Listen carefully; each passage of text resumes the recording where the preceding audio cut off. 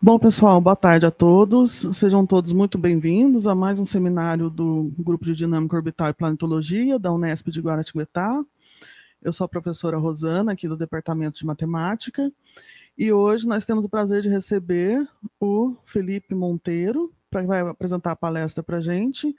O Felipe, ele é graduado em Física pela Universidade Federal do Pernambuco, fez mestrado e doutorado pelo OAN, que é o Observatório Nacional, né? Fez pós-doc também já pelo OAN, pelo LNA, um período, que é o Laboratório Nacional de Astrofísica, e atualmente ele é pós-doc nosso aqui, né? Na Unesp de Guará, junto ao GDOP, né? Felipe, obrigada por a apresentação que você vai fazer. Oi. Tá saindo, né? Muito obrigado.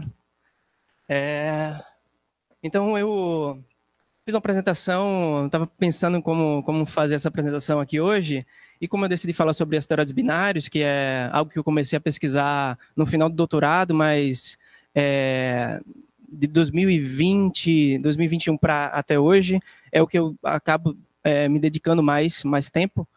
E por ter alguns artigos publicados nesse tema, eu dividi também. Vou apresentar somente uma parte desses resultados hoje para não apresentar um turbilhão de gráficos e resultados e acabar tirando um pouco do conteúdo. Então, a apresentação ficou genérica, assim, chamada Detecção e Caracterização de Física de Asteroides Binários, Insights e Estrutura Interna sobre Estrutura Interna e Formação. Opa! Não está passando.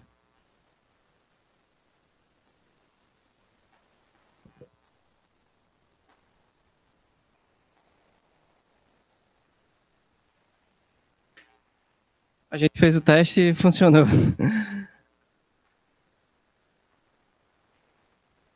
O laser está funcionando.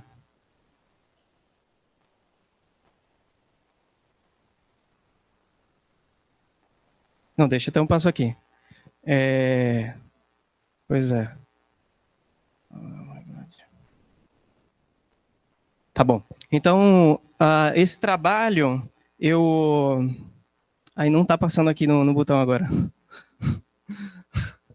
É alguma coisa do computador, talvez.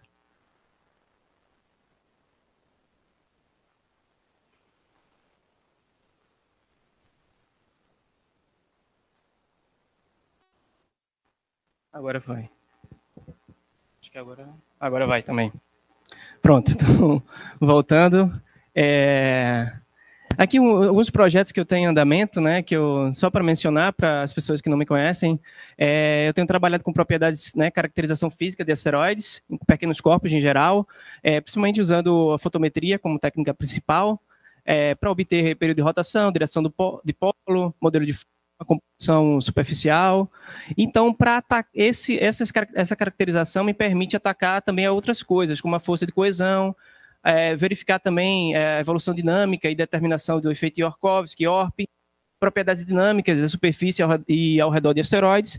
Essa parte aqui, eu comecei a trabalhar especialmente a partir de um trabalho que eu vou mostrar aqui, foi de um asteroide binário e tudo mais, que eu comecei a trabalhar com um colega da Alessandra, que é o Leonardo, sobre a caracterização, né, dinâmica desse sistema binário. E depois disso veio o contato com o André Amarante, onde começou também a fazer coisas com dinâmica. E depois tem aqui essa parte de caracterização física de asteroides binários. Ela inclui dentro aqui, né, da caracterização física de pequenos corpos, mas aqui eu deixei separado porque envolve também a questão da formação, mecanismo de formação, estrutura interna e outros detalhes da formação. E algo que eu tenho também trabalhado é a fotometria multifiltro, ou caracterização de asteroides ou objetos em órbitas cometárias. E no período que eu passei no LNA, também agora tenho iniciado trabalhos com polarimetria de asteroides. Então, essa é mais ou menos o leque aí das possibilidades que eu tenho explorado, mas hoje eu vou falar, né, como o título já disse por si próprio, sobre os asteroides binários. Então, uma breve introdução, os métodos que eu utilizo as observações e alguns resultados. Como eu disse, eu coloquei parte 1, porque no futuro próximo, se me convidarem, eu apresento a parte 2, e umas considerações finais. Então, a gente tem o sistema solar aí, representado por essa figura, um mapa, né, um diagrama, onde esses pontinhos, todos eles são pequenos corpos. Então, temos aqui dos mais distantes, né, os troianos, né, estão na órbita de Júpiter, mas em verde os pontinhos são os asteroides do cinturão principal, e aqui em vermelho, mais próximo dos planetas internos, os asteroides próximos da Terra, né, ou ELS. Eu estou falando isso porque são quase 1 bilhão de asteroides conhecidos, catalogados ao todo. Então, poucos deles são visitados por sondas espaciais, né? Alguns deles passaram por alguns objetos, alguns NEOs, alguns objetos do cinturão principal, outros da região transinduliana e por aí vai. Mas é um custo muito alto. Então, o que a gente precisa realmente é aumentar, né, nosso poder de observação a partir da Terra, né, telescópios terrestres, até mesmo, às vezes, espaciais, mas é importante que essas missões acabam também contribuindo para melhorar nossos métodos, né, baseados na Terra, baseados em observações terrestres. Né, uma vez que as observações chegam lá no objeto, fazem sua caracterização mais precisamente, vamos dizer assim, né, com respeito à sua composição química, sua mineralogia, sua morfologia, sua forma também. Então, tudo isso promove, né, um aprimoramento das técnicas baseadas na Terra. Mas uma coisa interessante é que os asteroides binários, desde final dos anos 60, início dos anos 70, já se discutia a possibilidade dos asteroides possuírem companheiros. Então, passou-se bastante tempo até que a missão Galileu, quando estava em sua trajetória indo para Júpiter, né, e depois Saturno, ela fotografou, né, fez imagens de alguns asteroides, entre eles o asteroide Ida. E quando foram analisar as imagens, viram que Ida tinha um pequeno satélite orbitando esse corpo principal. Então foi a primeira vez que se detectaram, né, um asteroide binário. Então, mas, como eu disse, né, desde muito tempo, ó, esse aqui é o asteroide 2, né, aquele livro cheio de artigos. Então, desde 89, depois teve antes um artigo de 79, todos eles falando sobre a possibilidade dos asteroides terem companheiros, né, terem satélites e tudo mais. Então, foram algumas décadas até se realmente se comprovar. E baseado na Terra, né, aí vem aqui a questão das curvas de luz, né, baseado em curvas de luz. Como não se sabia que tinham asteroides com companheiros, aquelas curvas de luz pareciam misteriosas, né, e tudo mais. Será que aqueles sinais nas curvas de luz são realmente devido à presença de um corpo secundário, ou é um artefato da fotometria, um artefato da forma do objeto, né, da sua morfologia?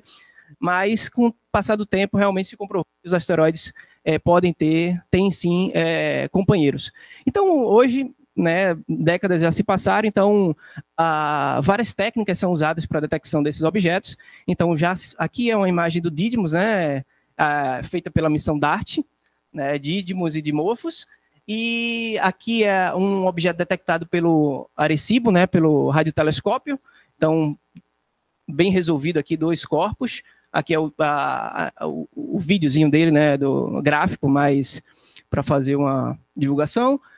E outros, aqui é asteroide da região dos NEOs, enquanto aqui é também um objeto da região dos NEOs, e aqui o Arrokoth, que foi visitado, né, fotografado pela missão New Horizons. Então, tem uma morfologia também grande, né, ou seja, asteroides geralmente com uma forma, o corpo principal com uma forma maior e o corpo secundário, o satélite, com uma forma geralmente muito menor do que o corpo primário. Mas tem outros que têm que são muito interessantes, que são corpos com 2 corpos com tamanhos relativamente iguais. Então, também são bem interessantes, são asteroides duplos. E esses que são chamados de asteroides binários de contato, né, que eles ainda estão, tem estudos que falam que eles podem estar em processo ou de separação ou eles já eram um sistema binário separado, né, e foram, com o tempo, se aproximando. Então, as técnicas são diversas. Vou falar hoje mais sobre a técnica que eu uso, que é de fotometria, de análise de curvas de luz, mas aí, como eu mostrei anteriormente, né, as detecções de NEOs, principalmente por cerca de uma década, foram feitas pelo Arecibo, né, por radiotelescópios, principalmente quando esses objetos passam fazendo um close approach, né, tendo uma máxima aproximação com a Terra, sendo capaz de serem resolvidos, né, pelo sistema de radar. Então, mas também a missão Galileu, recentemente a missão Lucy, né, que descobriu o outro binário. Enfim, as missões espaciais sempre passam, e na sua viagem passam por outros objetos que não faziam parte da missão, mas acabam fazendo descobertas. Aqui imagens também feitas pelo... Aqui eu acho que foi pelo Gemini, eu não coloquei esse trabalho de Marchi 2006, acho que foi pelo Gemini, através de óptica adaptativa, né, capaz também de resolver esses objetos. E também detecções feitas pelo Hubble, né? Então, também bem interessante, inclusive esse aqui, que é um cometa binário, ou um cometa, ou um asteroide ativo duplo, né, do cinturão principal. Isso aqui é uma detecção bem interessante. Então, falando um pouco sobre o que conhecemos hoje sobre esses binários, principalmente na região dos NEOs, é que a maior parte deles está concentrada nessa região, ou seja, com um período, aqui é um gráfico, né, de período de rotação versus diâmetro, e aqui todos os pontinhos em verde são NEOs binários, ou melhor, os primários, os pontinhos simbolizam os corpos primários dos sistemas binários. Então, temos aí uma variação que vai de mais ou menos 200 metros até 2 quilômetros, principalmente, e tem um pouquinho que vai além, que vai até quase 10 quilômetros. E o período de rotação deles, a gente vê aqui, está concentrado principalmente próximo da barreira de rotação. Essa linha aqui, essa barra em vermelho, simboliza isso, justamente aquele limite que se conhece para asteroides tidos como corpos reacumulados, né, o Hubble Piles, ou seja, considerando que todos os objetos, em sua maioria, não todos, mas em sua maioria os asteroides são corpos reacumulados, ou seja, aglomerados de fragmentos menores, mantidos coesos pela sua própria gravidade. Então, considerando isso, eles estão bem perto do limite, e por isso, mais facilmente eles sofrem uma ruptura, uma fissão rotacional, formando um corpo secundário, né? Então, se eu colocar aqui nesse gráfico, eu não coloquei, mas se eu colocasse os binários do cinturão principal de mesmo tamanho dos NEOs, a gente encontraria a mesma distribuição. O que é interessante também, mostrando que eles compartilham de um mecanismo de formação similar. E quando a gente parte para asteroides um pouco maiores, aí já entram outros mecanismos, como colisões, capturas e por aí vai. Então, depende também da região e do tamanho onde eles estão. Pronto, falei aqui do período, né, onde eles são concentrados, principalmente próximo da barreira. O que é isso? A barreira está em torno de 2 horas, 2,2 horas. Então, seria o limite rotacional para corpos reacumulados. Então, eles estão do limite, e quando eles atingem esse limite, eles podem começar a sofrer uma fissão rotacional. Lógico, isso vai depender da composição, não é essa barreira não é fixa, ela depende também da composição, do tamanho, da forma, de outras características do objeto. Mas, em geral, se coloca que a barreira tem esse limite de 2,2 horas, particularmente. Aí, vocês podem perguntar, por que tem esses aqui que estão acima da barreira, né? São outros NEOs, lógico, eles são, em sua maioria, corpos com tamanhos menores do que 200 quilômetros, e esses têm rotações muito menores do que 2 horas. Então, esses objetos têm uma gama de possibilidades, inclusive, uma parte serem corpos monolíticos, ou seja, uma rocha única, ou também, uma coisa muito interessante, que é alguns deles possuírem alguma força de coesão interna que permita eles se manterem coesos, mesmo com uma força centrífuga muito forte atuando neles devido a um período de rotação tão veloz.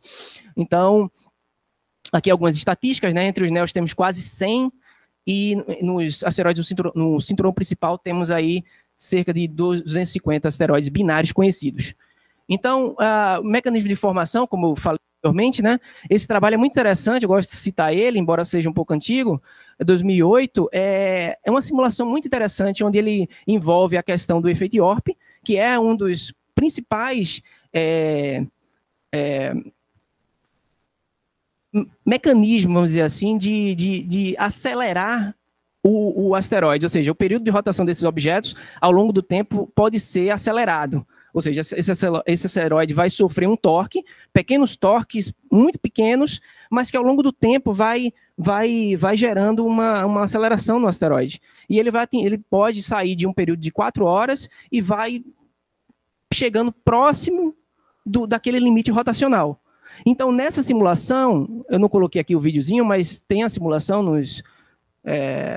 na internet, né, do artigo, nos suplementos, onde aqui começa nessa figura, na parte inicial, é quando o asteroide está com um período relativamente alto, de 4, 5 horas. E com o passar de alguns milhares de anos, ele sofre esse torque, o período vai acelerando, o período vai diminuindo, e a forma dele vai sofrendo essa deformação. Ou seja, o material aqui mostra muito claramente as partículas migrando dos polos, polo norte e polo sul, e migrando para o centro, melhor, para o equador do objeto. Então, esse processo de migração acontece e é daqui, do equador do objeto, né, das latitudes mais baixas, onde é perdido o material e é formado o corpo secundário ou satélite.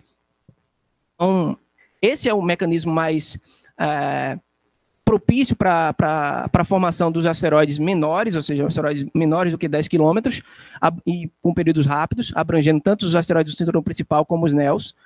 E o IORP acaba tendo essa principal função, né, nessa história toda, de produzir, né, rápidas acelerações, produzir rápidas velocidades, rápidos períodos ou lentos períodos, uma vez que o IORP vai depender também aí do sentido de rotação do asteroide, ou seja, se ele é retrógrado ou prógrado, isso vai favorecer ele ter uma aceleração ou uma desaceleração no seu período de rotação.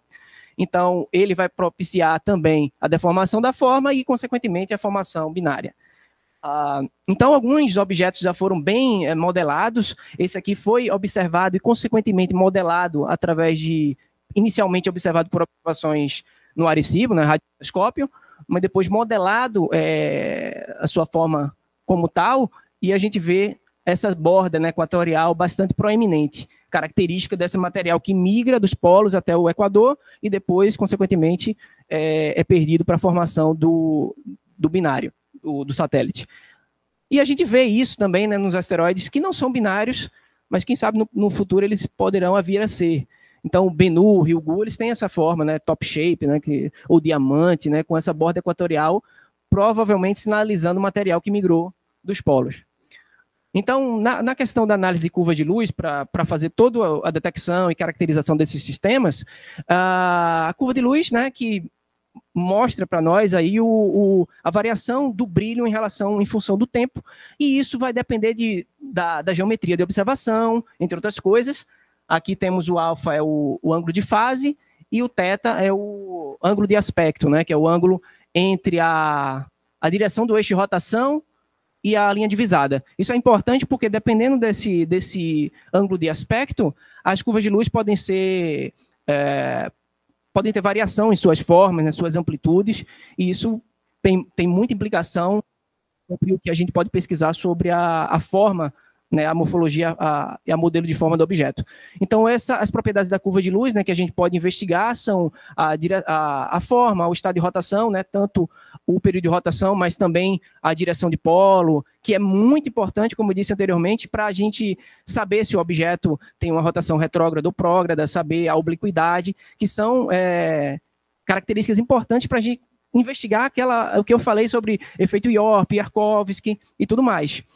Então, é uma característica bastante importante e complicada de se determinar, uma vez que é necessário de muitas observações, de observações ao longo de vários anos, dependendo do objeto. Então, para fazer a análise de curva de luz, a gente usa, né, além das observações, lógico, aplicamos a análise de série de Fourier aos pontos, né, as curvas de luz observadas, para fitar, né, um polinômio que se ajusta melhor aos pontos observados e, consequentemente, derivar o período de rotação do objeto. Isso é o primeiro parâmetro rotacional que a gente consegue determinar, que é algumas curvas de luz, só para exemplificar. Geralmente, o objeto ele não dá para alcançar, né, determinar o período de rotação com uma única observação. Então, é feito várias observações em noites consecutivas, justamente para poder... a gente considera que não vai variar a geometria de observação, embora varie, mas a gente considera como sendo constante, por isso que tem que ser observações em noites próximas, para poder aí compor uma curva de luz composta e assim ter toda a cobertura do período rotacional do objeto. Então, no caso de asteroides binários, aí entra a questão das curvas de luz complexas, porque no caso do sistema binário temos dois corpos, ou mais, dependendo, pode ser um sistema ternário, mas no caso dos binários, os dois corpos eles espalham a luz do Sol independentemente, cada um deles, né, reflete a luz do Sol e espalha a luz do Sol. Então, quando a gente observa isso com o telescópio, a gente está observando o sinal que vem dos dois corpos, então a gente tem que usar algum método para decompor, né, fazer uma decomposição desses sinais e saber identificar o que é a curva de luz do primário, qual é a curva de luz do secundário, e assim vai. No caso, eu estou aplicando a análise de Fourier, só que utilizando uma adição de duas séries de Fourier para decompor esse sinal. Então, nessa figura inicial aqui no gráfico, essa parte A, a gente vê um sinal que é bastante misturado, tem o componente secundário e o primário. Então, quando eu aplico esse método, eu consigo, primeiro, identificar. A ordem do gráfico não está muito boa, porque primeiro eu tenho que identificar o sinal do primário, que é o sinal dominante da curva de luz, determinando o período rotacional do primário, que geralmente, como eu disse, está entre duas... Esse daqui tem 2,4 horas, mais ou menos, 2,5. Determinando o período rotacional do componente primário, eu utilizo os componentes, né, os coeficientes de Fourier e tudo mais que descrevem a curva de Fourier e subtraio das curvas de luz compostas. Alô? Então, quando eu faço subtraio o componente primário dos dados, eu consigo procurar por uma curva de luz. Essa curva de luz secundária pode me revelar o período rotacional do componente secundário, é uma possibilidade, e mais, dependendo da geometria de observação, eu consigo ver os eclipses ou ocultações que estão acontecendo no sistema. Isso vai depender da geometria da observação, porque para que eu veja esses eclipses ou ocultações, eu preciso que o plano orbital, né, do satélite esteja paralelo à nossa linha de visão, ou pelo menos próximo, para a gente ter ali a detecção dessas atenuações, certo? Que pode ser maiores ou menores, como eu disse, dependendo da geometria da observação. No caso, quando eu tenho um evento total, é o melhor caso. Por quê? Porque eu consigo, a partir dessa profundidade da atenuação do evento secundário, eu consigo determinar a razão entre os diâmetros. Então, aqui o que acontece é basicamente isso. Aqui do A para o F, né, o corpo vem, está circulando, está orbitando o corpo primário, então está aqui saindo do A para o B, e quando ele cai aqui, é esse momento onde ele está atrás, né? Não, desculpa, na frente, passando na frente, vai ser eclipsado. Então, joga uma sombra, cai aqui o brilho. Depois ele sai, depois cai de novo, passa atrás do objeto e tem outra queda. Então, basicamente isso. E com os parâmetros da curva de luz, eu consigo determinar, como eu disse, o período de rotação do primário. Aqui, através da repetição dos eclipses e ocultações, eu consigo determinar o período orbital do satélite em torno do corpo principal. E, além disso, como eu disse anteriormente, a profundidade do evento secundário me permite derivar a razão entre os diâmetros. E, consequentemente, uma série de outros parâmetros. Tendo também a duração desse evento, a duração dessa ocultação, eu consigo derivar, aí ela entra aqui, ó, o ΔT é essa duração do evento. Período orbital, já determinei anteriormente, a razão entre os diâmetros, e derivo essa razão aqui, que é a separação entre os dois corpos e o diâmetro do primário. Isso aqui é interessante porque entra aqui dentro. E eu consigo derivar densidade a densidade média, né, do sistema, a densidade de um dos corpos. Então, isso é muito interessante porque entra na questão de derivar a massa, derivar a estrutura interna e uma série de outras consequências. Que isso só é possível porque é um sistema binário. Então, essa é a graça maior dos sistemas binários, é que a gente consegue investigar essas propriedades que os sistemas únicos, né, de um asteroide só, não é possível, como densidade, massa e por aí vai. Então, além disso, né, a partir dessas observações é possível derivar a forma dos objetos. Aqui, através de um método de inversão de curva de luz. Vou me adiantar um pouco para chegar na parte dos resultados. Mas o método de inversão de curva de luz é muito potente. Ele permite derivar formas, né, a forma global, de uma forma bastante interessante. Eu coloquei aqui só um modelo de forma, que é de cima aqui, é feito pela missão Hayabusa 1, né, do Itokawa, porque é um objeto bastante esquisito, né? Realmente, o modelo de forma convexo não iria conseguir produzir um bicho desse, mas ele consegue mostrar as suas dimensões, a sua razão, as suas razões dimensionais de uma forma bastante interessante. Mas lembre-se, isso aqui é um objeto bastante irregular, bastante esquisito. Então, objetos menos complexos, a gente já consegue ter uma ideia melhor da forma. E também, a partir das curvas de luz e do método de inversão, a gente consegue identificar possíveis objetos binários de contato, né, o bioblatos, objetos bastante alongados, porque o método fornece alguns indicativos disso. Além disso, as observações fotométricas nos permitem determinar, né, o tipo taxonômico do objeto. Também é algo que eu tenho feito bastante. Então, aqui, tendo inicialmente, né, observações em diferentes filtros, a gente consegue determinar as cores fotométricas, né, os índices de cor, que também estão relacionados com a composição superficial, mas a partir se tivermos todos os índices de cor, consigo transformar para reflectância e obter um espectro de reflectância desse tipo aqui, onde cada ponto, aqui seria no sistema fotométrico do Sloan, então seria cada ponto simboliza uma reflectância em uma banda, aqui G, R, I e Z, e classificar o objeto taxonomicamente.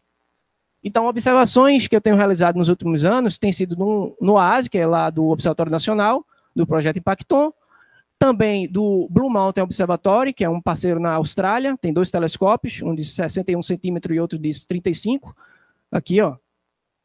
Aqui tem um de 40, né? Então, ó, outro telescópio parceiro é o pessoal da UNAM, né, de São Pedro Marte, onde tem um telescópio de 2.2 e um de 0.84. Então, todos esses objetos eu tenho usado nos últimos anos. Aí vou destacar aqui 2 trabalhos.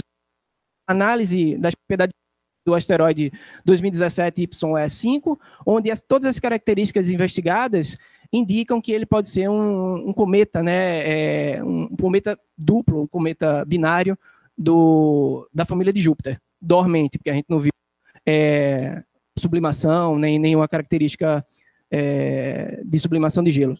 Então, o objeto foi inicialmente observado, né, detectado em 2017, mas só em 2018 ele fez uma aproximação com a Terra e observações de radar novamente, tanto o Goldstone como o Arecibo, detectaram que ele poderia ser um binário de contato a partir dessa primeira imagem de 21 de junho de 2018. Então, sabendo da particularidade do objeto, solicitaram uma campanha observacional maior e usaram o Arecibo em conjunto, né, com o Goldstone e outros telescópios de radar para aumentar a resolução. Só que passaram-se alguns dias e o sistema conseguiu, né, resolver que eles eram separados, né, 2 corpos, e pelas detecções, 2 corpos de tamanhos similares, que é mais interessante porque entra num grupinho bastante particular que ele é um NEO, né? Só tem até o momento 4 objetos com essas características, ou seja, entre os NEOs, 4 objetos sendo asteroides duplos, sendo eles com tamanhos relativamente iguais dos componentes. Então, em seguida, essa campanha eu me envolvi de certa forma, fiquei sabendo e procurei os telescópios para observar esse objeto, mas só consegui em julho, na verdade, final de junho. E, aqui entra, que eu coloquei, né, esqueci, esses 4 que eu falei, que são os NEOs com duplos, né, com tamanhos similares dos componentes. O restante, só para reforçar, são aqueles com o corpo primário bem maior do que o satélite, que é o mais comum de ocorrer. Então, fazendo observações, muitas noites de observações, pegando de... Eu não coloquei junho aqui, porque estava pior ainda os dados, mas de julho até agosto, obtive esse primeiro resultado aqui, muito, muito ruim, porque as curvas de luz, as barras de erro muito grandes, mas me despertou o interesse de que poderia ser que um dos corpos ele não estivesse ainda sincronizado com o período orbital do sistema, que é algo que ocorre bastante, porque quando o sistema ele é formado, o sistema binário é formado, o que acontece é que o sistema está bastante caótico, vai haver muita dissipação de energia até, né, por efeitos de maré e tudo mais, até chegar ao ponto do sistema, como um todo, ficar sincronizado, né, ou seja, o período rotacional sincronizar com o período orbital do sistema. Então, muitos corpos que ainda não alcançaram a sincronização. Mas como é um sistema duplo de 2 asteroides, 2 objetos com tamanhos relativamente iguais, essa sincronização deve ocorrer de forma mais rápida, em comparação com os sistemas com corpos com relação entre as massas muito grande, ou muito pequeno. Então, o que acontece é, se ele realmente tem um dos corpos com um período de rotação diferente do sistema orbital, do período orbital, é porque ele poderia ser um sistema relativamente recente. Eu falo isso porque, no caso do Hermes, é um sistema muito menor, tem os 2 corpos, cada um deles tem 600 metros de diâmetro. Enquanto o 2017 ele tem quase 1 quilômetro. Então, tudo isso implica que ele deveria, né, atingir sincronização mais rápida, por ter uma massa maior, enfim. Então, ele seria, discuto isso no artigo com mais hipóteses, eu lanço várias hipóteses na discussão, justamente para dizer, será que ele não é relativamente mais novo do que o sistema Hermes e tal? Aí tem umas discussões. Mas aí eu usei essa curva de luz primária aí dos dados e para a curva de luz secundária. Aí vem a parte melhor, né, que eu estava buscando inicialmente, que é encontrar essa curva de luz que mostra os eventos mútuos ocorrendo, essas quedas são os eventos mútuos, e derivar o período orbital do sistema, que é 23,7 horas, que os radares só determinaram uma estimativa, deve ser maior do que 20 horas. Aí foi bacana ter corrido atrás dessas observações e derivado um período mais confiável. É claro que é necessário mais observações para restringir melhor isso. Além das observações para a curva de luz, as observações em filtros diferentes me permitiram derivar as cores, como eu disse, né, as cores, os índices de cor fotométrico, e ver onde é que ele se encaixaria dentro desse mapa de cor, né, VI e VR. Então, ele está aqui bem nesse grupinho onde estão quem? Os Jupiter Family Comets e os tipos D, que são asteroides primitivos. Bacana. O espectro fotométrico derivado com essas mesmas cores, como eu disse, aí obtive os pontos para formar esse espectro, e ver que ele tem um espectro parecido com os tipos D, só que muito mais vermelho, o que é interessante também, porque as cores são parecidas com os asteroides mais distantes, do cinturão de Kuiper e por aí vai, que tem essa vermelhidão muito maior. E comparando o espectro dele com o de outros cometas do cinturão de Kuiper, ou melhor, da família de Júpiter, vemos aqui que os espectros são bastante similares. Então, corri atrás de outros dados na literatura, no banco de dados e tudo mais. Por sorte, consegui dados do IRTF, estavam disponíveis. Peguei o espectro, que é inicialmente esse preto, é o espectro bruto, né, no infravermelho próximo, de mais ou menos 0,8 até 2,5. Esse detalhe aqui é um excesso térmico que ocorre muito em asteroides primitivos, quando observado nesses comprimentos de onda. Então, para derivar o espectro real, é necessário fazer uma análise termodinâmica, ou melhor, termofísica, um modelo termofísico do objeto, do espectro, e remover em seguida esse excesso térmico.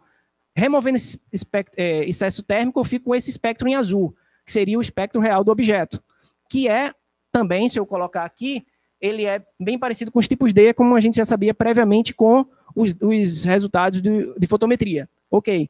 Mas o que é interessante é que, usando um modelo térmico, né, utilizei baseado no trabalho de Rivkin et al. 2005, é possível fitar qual seria o albedo do objeto por meio da modelagem desse excesso térmico.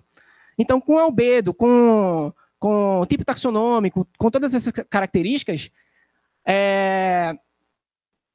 eu discuto no artigo que ele realmente, por tudo isso, por todas as propriedades físicas, ele pode ser um cometa dormente, duplo. E, além disso, eu acho que eu não mencionei, passou despercebido, talvez, alguns slides atrás, eu menciono que ele é um NEO em um parâmetro de Tisserand menor do que 3. Aí coloca outra coisa, as propriedades físicas, propriedades orbitais e mais são típicas de cometa, albedo de cometa, órbita cometária e etc, etc, me permitiram descrever isso no artigo. Lógico que não é 100%, né? Mas foi bastante interessante correr atrás de todos esses resultados e foi um trabalho que me propiciou entrar realmente a fundo na investigação de obseróides binários.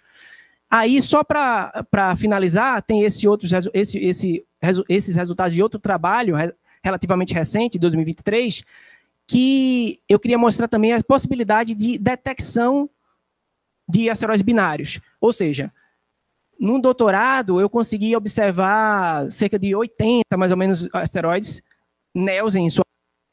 Ou melhor, todos da região dos NEOs.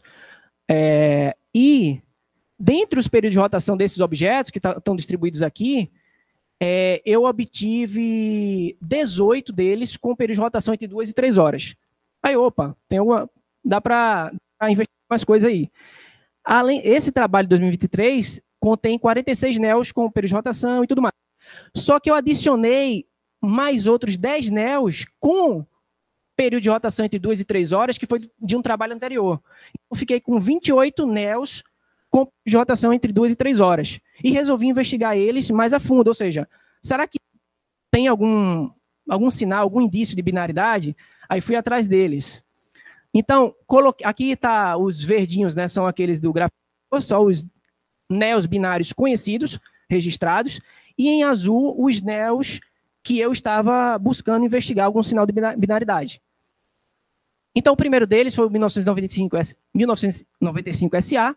Então, ele tem um período, né, 2,3 horas e tudo mais. Fazendo aquela decomposição que eu mostrei anteriormente, eu encontrei essa curva de luz secundária. Ou seja, ela não é completa, lógico. Eu não estava, a princípio, interessado em procurar binário, quando eu observei esse objeto em 2014. Mas o interessante é que na data de, eu acho que essa aqui é o quê? 25 de julho, possivelmente foi capturado um evento mútuo. Eu não posso, lógico, assegurar isso, mas eu discuto isso no trabalho e digo, se isso for um evento mútuo, eu posso derivar a razão mínima entre os diâmetros, que seria de 37%, e fiz isso para todos os outros. Encontrei alguns sinais de binaridade em alguns objetos. Eu discuto isso no trabalho e mostro que encontrei 8 binários suspeitos. O interessante é que depois de algum tempo, alguns desses foram confirmados como sendo binários com os mais com a cobertura menor. Mas aí nesse trabalho ainda, eu peguei o gancho de um trabalho de 2020 meu sobre análise de força de coesão de um objeto super rápido, um objeto com um período de rotação de 36 minutos, onde eu investigo a questão da força de coesão do objeto. Então, eu utilizei toda aquela tecnologia que eu já havia estudado para o trabalho de objetos muito rápidos e alguns desses objetos investigados no sentido de buscar binaridade. Mas como é que eu fiz isso? Eu peguei todos os objetos que estavam girando acima da barreira de rotação. Essas barreiras aqui, essas três, né, simbolizadas aqui de maneira diferente, seria aqui com o limite de rotação para corpos com de densidade de 1 grama por centímetro cúbico, aqui de 2 gramas e aqui de 3 gramas por centímetro cúbico. Então, peguei todos os que estavam próximo ou acima da barreira de 2 gramas por centímetro cúbico e apliquei o método de Drucker-Prager critério justamente para calcular tanto a de coesão desses objetos, e mostrar, aqui depois eu acho que eu estou em cima da hora já, não vou explicar, depois eu converso com quem quiser mais detalhes. Mas aqui o legal é que utiliza, né, para calcular o estresse, né, no componente X, Y, Z, utiliza, né, a densidade do objeto, eu fixei como sendo 2 gramas por centímetro cúbico, já que a gente não sabia, e período de rotação, aí tem alguns parâmetros A, B e C relacionados com a forma do objeto, aí eu não tinha a forma de alguns desses objetos, então eu preferi usar a elongação do objeto baseado na amplitude da curva de luz, para não ficar um parâmetro chutado, assim, ficar muito vago. Então, pelo menos fixei a elongação dos objetos baseado nas curvas de luz deles para calcular esses parâmetros A, B e C. No trabalho de 2020, que eu falei que usei pela primeira vez esse método, eu já usei o modelo de forma. Eles são bem restritos. Então, usando tudo isso aqui, eu calculei para todos esses objetos, que foram os candidatos que eu selecionei, a força de coesão, e eu digo que essa força de coesão é interessante porque seria a força de coesão necessária para esses corpos permanecerem intactos, girando com o período de rotação que eles têm, ou seja, próximo da barreira de rotação, ou até acima para alguns deles. Então, e uma conclusão bem interessante do trabalho, que eu até destaquei nessa frase, é que a força de coesão, nesses casos, ela desempenha um papel muito importante, porque ela pode ali desempenhar um papel no sentido de controlar, pronto, a palavra é essa, controlar a formação dos binários. No sentido de que, se a gente considerar apenas que os corpos são reacumulados e mantidos coesos apenas pela sua gravidade, fica tudo muito simples e tal. Se ele atingir o período crítico, ele pode se quebrar e tudo mais. E a gente poderia ver até muito mais binários do que a gente conhece hoje. Mas se realmente existir força de coesão nesses corpos, né, entre essas partículas, que compõem o objeto, essa força de coesão impõe um limite. Ou seja, não só o período de rotação, eu vou ter que... ou seja, para a formação binária, o objeto vai ter que superar não apenas a força centrífuga, né, devido à gravidade e tudo mais, mas também superar também a força de coesão para poder ele começar a perder material e formar um secundário, um satélite. E aqui é algo que eu venho trabalhando com... André não veio, não foi? Não. Aqui é um trabalho, aquele objeto, que eu estou bastante interessado nele, está aqui, foi o primeiro. A gente está trabalhando, ou seja, evidências que eu já publiquei físicas, né, com as propriedades rotacionais, modelo de forma não, desculpa, o período orbital, com o possível sinal de um evento mútuo, e a gente está vendo se encontra sinais dessa perda de material através da dinâmica da superfície do objeto, já que eu obtive o modelo de forma e tudo mais, a gente está explorando um pouco mais dele. Então, esse é o trabalho que está em andamento, mas só para concluir, são conclusões genéricas, mas uma delas essas colaborações com diversos observatórios é muito importante para a observação de binários, uma vez que a necessidade de observações de longo prazo, com uma cobertura bastante longa, se faz muito imprescindível assim, a observação em diversos sítios para poder ter uma cobertura suficiente tanto para detectar o sistema binário, como também para derivar suas propriedades físicas. Uma vez que, tudo bem que o período primário do corpo principal, às vezes é rápido, entre 2, 3 horas, ou um pouco mais, mas o período orbital do satélite, geralmente, a média é em torno de 20, 22, 25 horas, por aí, nessa faixa, ao redor de 20. Então, observações curtas acabam porque você tem que ter a sorte ali de observar o momento do evento mútuo. Então, e para ter o período orbital do sistema, que vai nos propiciar a determinar o período orbital, a derivar a relação entre os diâmetros, massa, densidade e tudo mais, a gente tem que ter uma curva de luz completa, né? Então, entra tudo isso aqui. Então, e outro detalhe é que as curvas de luz fotométricas elas têm um certo bias, né? Objetos muito pequenos, eles acabam ficando, ou melhor, objetos com satélites muito pequenos, eles acabam tendo um sinal muito baixo e acabam podendo ficar incluídos dentro de ruído e tudo mais, não sendo detectado. Isso é um ponto negativo da curva de luz, mas também como de outras técnicas. E também o fato de a gente só conseguir detectar o sistema binário se aquele caso da geometria de observação ser favorável, e a gente conseguir estar, no momento, ter observado o objeto no momento em que o satélite passa na frente ou atrás do corpo principal.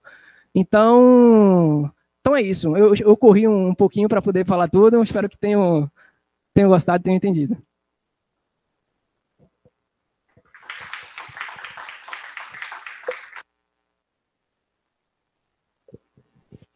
Obrigada, Felipe. Muito interessante seu trabalho. Estamos abertos para questões, perguntas?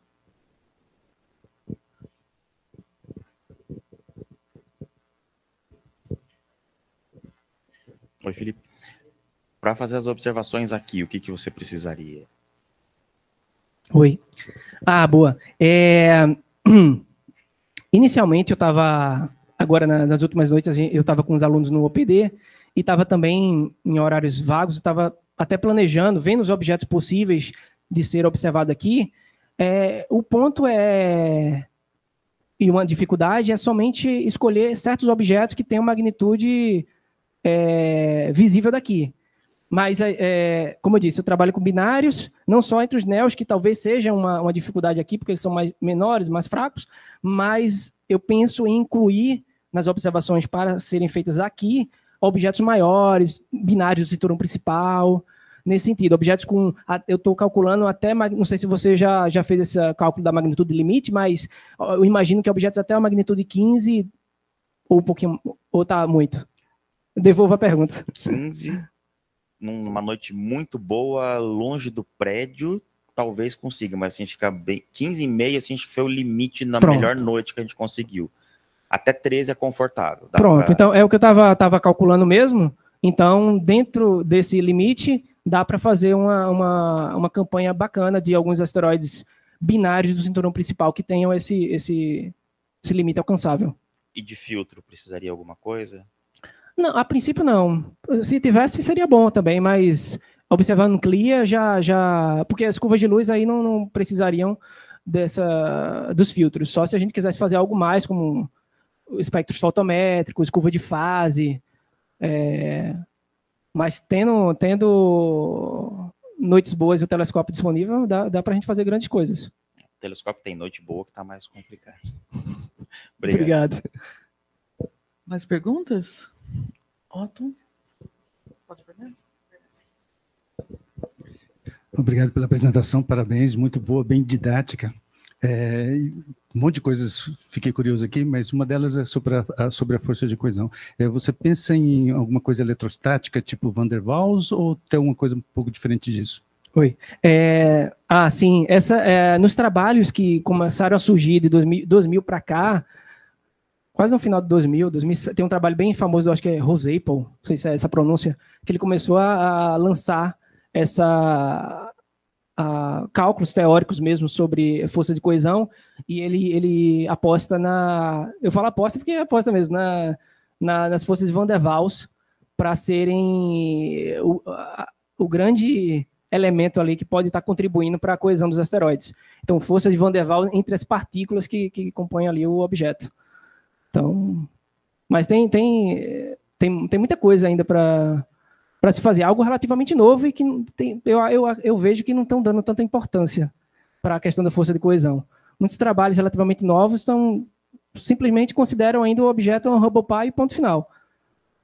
E aí, recentemente, com as missões espaciais, nas últimas, acho que para o Ryugu, aí tem... você for olhar os objetivos da missão, um deles é Yarkovsky, força de coesão, medir o tamanho das partículas para justamente testar a força de Van der Waals. Aí está começando a ter porque isso é bom, né? Porque trazendo material de asteroides, levando para laboratório e tal, pode dar mais força para explicar realmente o que pode estar acontecendo dentro deles.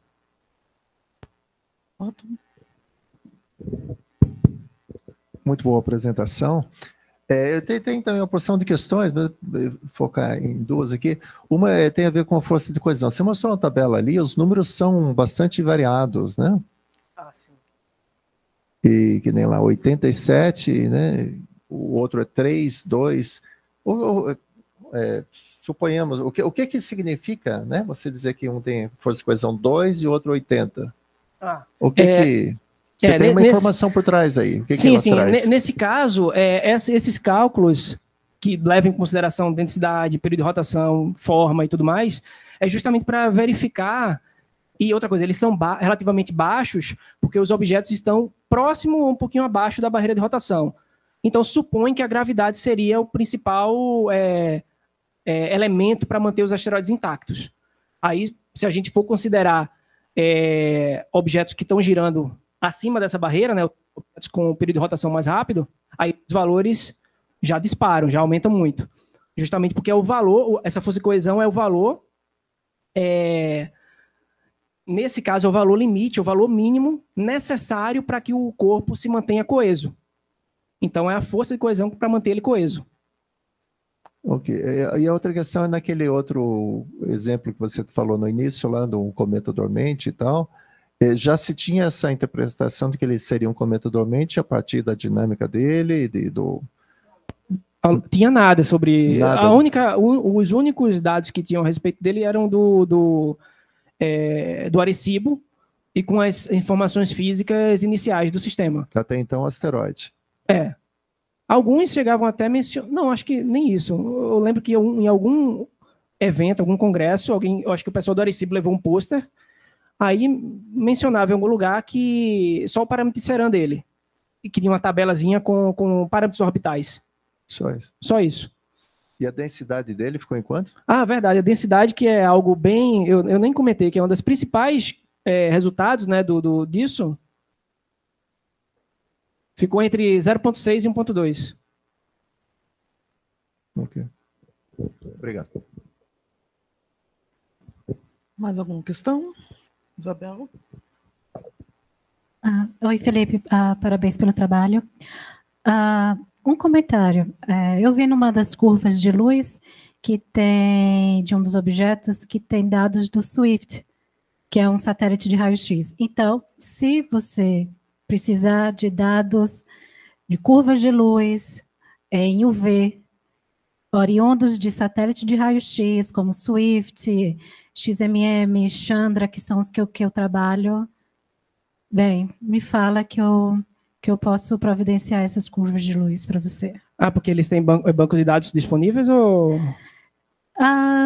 Se foi observado nesses bancos de dados de raio-x, na verdade, se eles foram solicitados, e às vezes pode ser que apareça um dos seus objetos lá, eles são públicos, e aí eu posso reduzir os dados de raio-x. Não é tão assim, dados, né? Teria que reduzir, mas é rapidinho. Tá bom. Então, se você precisar de UV, pode falar. E uma outra pergunta seria, os binários que nascem como binários, derivados provavelmente derivados da ação gravitacional, eles também têm essa forma de diamante? Você diz os formados pela fissão rotacional? Sei lá, desde o início, alguns binários que são formados... Tá. Você diz captura, alguma coisa assim, não por fissão rotacional. Colisão ou por outro mecanismo. Porque, por exemplo, na região do cinturão principal e além, transneptunianos e tudo mais, geralmente um método que predomina mais é o de captura. Sim. Né? São maiores e tal, é a captura gravitacional mesmo. Então, esses objetos aí já vão ter formas... não vai ser diamante, pode ser sua regular natural ou geralmente, como ele é muito grande, às vezes aproximadamente esférica, normal. Mas não foi detectado diamante? Nessas regiões mais distantes, não. Tá bom. O Rafael.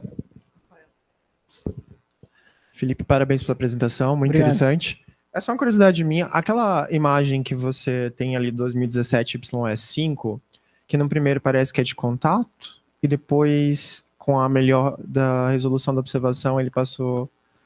Sim. Foi mistério inicialmente, mas isso foi um momento que dá observação mesmo. Quando observou, né, dependendo do Se ele estava mais para trás ou para frente, ele assim, provavelmente não deu pra ver. um deles, Tá. dois estavam mais atrás, né, assim, aí ficou Mas- a perspectiva, né, um ficou atrás e outro na frente, e aparentemente parecia que era um só. Mas nenhuma ruptura foi observada, assim, né? De um método de contato, que poucas horas... Não, aqui só foi a primeira observação do dia 21. Pareceu que era de contato, mas na observação seguinte já conseguiu pegar de uma perspectiva melhor que definiu que tinha um espaço entre os dois. Tá, mas em geral nenhum asteroide foi observado sendo rompido até agora. Só curiosidade, qualquer outro asteroide Não que entendi. precisa de contato e ele foi rompido por fissão, isso já foi observado? Esse processo ao vivo. Nenhum asteroide foi visto, né? Não.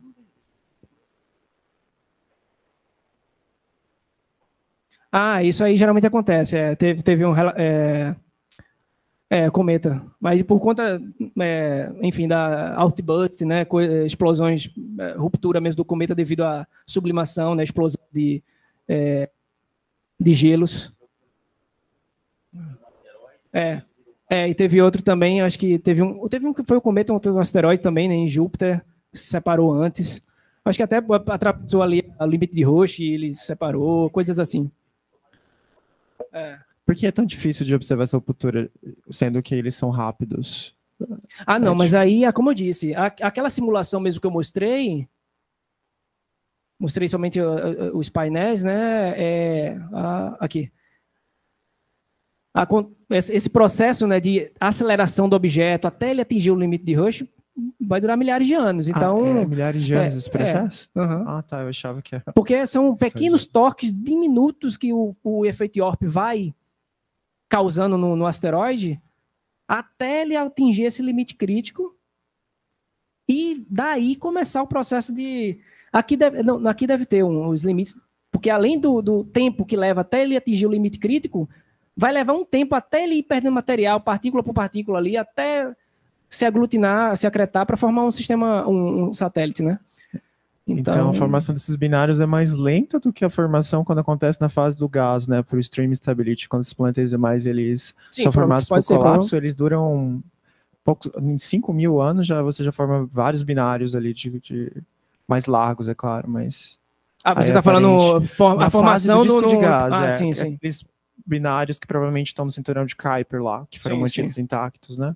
Que eles são geralmente mais largos. Eles formam 10.000 anos, uma coleção deles. Então, esse é um processo mais lento do que a formação lá. Interessante. Obrigado. Nada. Mais alguma pergunta? Pessoal presente, pessoal online, alguém quer fazer alguma pergunta?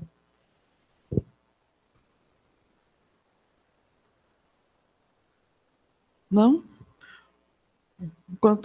Se alguém tiver alguma pergunta no chat, pode colocar. Enquanto isso, gostaria de perguntar, Felipe, você apresentou uma lista de candidatos a binários ali, né? Eu não sei se eu perdi. Baseado em que você considerou eles candidatos? Observações? Não, inicialmente aquela... Deixa eu ver qual foi o gráfico.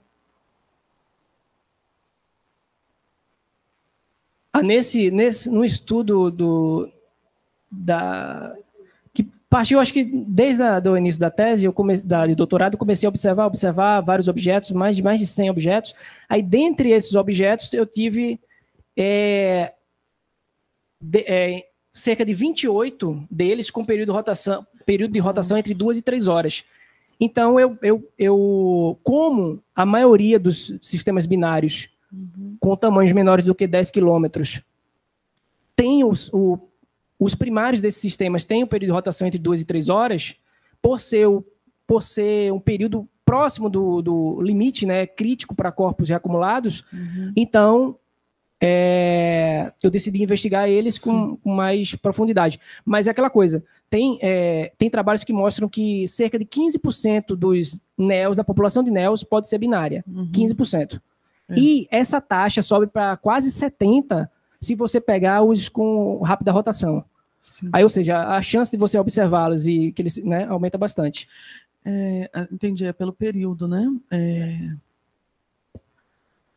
Período, e também, se eu também coloquei uma rigorosidade a mais, como os sistemas binários conhecidos têm esse período relativamente curto e a forma deles é aproximadamente esférica, então eu também restringi um pouco isso, com um período de rotação entre 2 e 3 horas, e a amplitude da curva de luz deveria ser menor do que 0,3 magnitude.